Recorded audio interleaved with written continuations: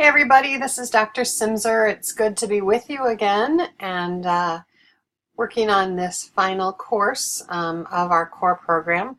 This is Preparing the Thesis Action Research Project, and I will be your instructor for these next weeks. I'm really looking forward to it. This is a class that helps you get a jump start on your thesis. It is the entry level course where we start right at the beginning and work our way up till the end of the course where you have what's called a prospectus, and that prospectus is really a significant jumping off point for your thesis work. At the end of the course, we'll assign you to an advisor and find out from you when you want to begin that work, whether you're going to just keep right on trucking and start working on your thesis this summer, or whether or not you're going to delay till fall or even delay till spring. We have lots of choices that way. So this course is designed a little bit differently. Let me just show you here. We have several modules. My computer is slow in opening this. Come on. The first module is between June 4th and June 11th, and you have several activities here to work through, presentations to watch mostly, and some chapters to read in the Galvin book.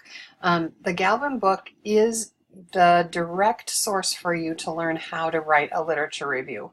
And no matter which project you decide on for your thesis, you need to write a really strong literature review.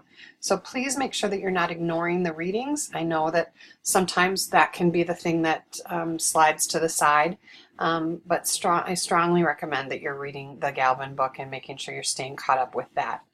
This other resource here, the Graduate Education Master's Thesis or Project Handbook, is Bethel's guide to writing your thesis and all of our APA requirements. So formatting is unique to each university. APA allows that, and so there are some things there that you're going to want to make sure you pay attention to in that handbook. This is something definitely to save to your computer or to your drive so that you're able to access that while you're working on your thesis later on. As is typical for me, there are some optional activities, things that might be useful to you, especially this basics of APA style. Make sure you're checking that out. And if you purchase the optional text, this is where you're going to get that information, what you should be reading there. The first module then has a research question forum for you to share your idea for your research question with the class and get some feedback from them. Of course, I'll be stepping in there too to support you if necessary. And then the first step is for you to do Prospectus Part 1. You'll be working out your question, the rationale for that question, and 3 of your references. Just so you can see, the prospectus that is due at the end of Module 2 has many different components to it. This is the checklist for the entire prospectus. For Module 1, again, you're just doing the question, rationale, and 3 references.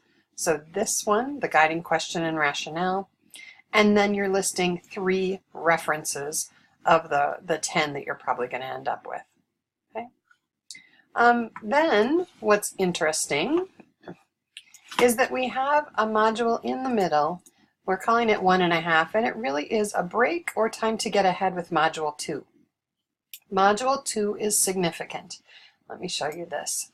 And so we want you to have that built-in time. There's no new content here. We want you to be done with this by June 11th so that then you basically have the rest of the time until July 2nd to finish the prospectus. The prospectus then, again, required presentations for you to view and chapters for you to read, also some optional materials.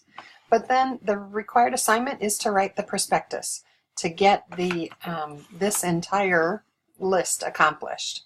What's unique, however, is that each of you will choose a different type of project. You may be choosing a straight lit review, a lit review with application, or an action research project.